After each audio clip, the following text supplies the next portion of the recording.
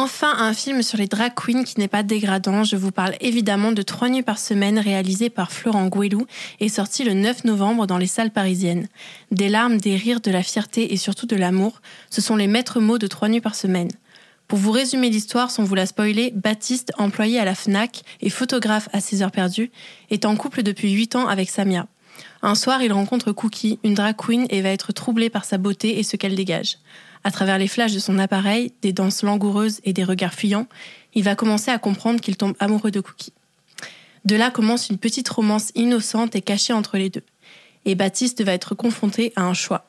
Est-ce qu'il oublie Cookie et continue sa vie déjà toute tracée, ou succombe-t-il à ses sentiments pour changer radicalement son destin ?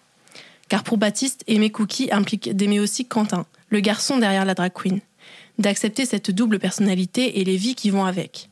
Et tout ça se passe en seulement 1 année. Il y a 2 éléments que j'ai vraiment beaucoup aimés dans ce film. Le premier, c'est les backstage des shows des drag queens. On découvre des personnalités et des histoires différentes quand elles ne sont pas sur scène. Et surtout, on découvre de l'amour, de l'entraide et de la solidarité. On a presque envie de voyager avec elles de show en show jusqu'à la finale. Petit clin d'œil à ceux qui ont vu le film. Le deuxième élément qui m'a marqué, c'est le rapport de Baptiste à sa sexualité. À aucun moment, il ne se pose réellement la question de savoir s'il est hétérosexuel, bisexuel, homosexuel ou autre. Peu importe, pour lui, il est amoureux d'une personne et ça s'arrête là. En réalité, ce sont même les drag queens avec qui il voyage qui lui font la remarque, et Quentin aussi. Et il a eu pour moi la meilleure des réponses « Qu'est-ce que vous avez tous avec ça ?» Car depuis le début du film, aucune réelle communauté n'est montrée. Il y a une vraie cohésion entre tous.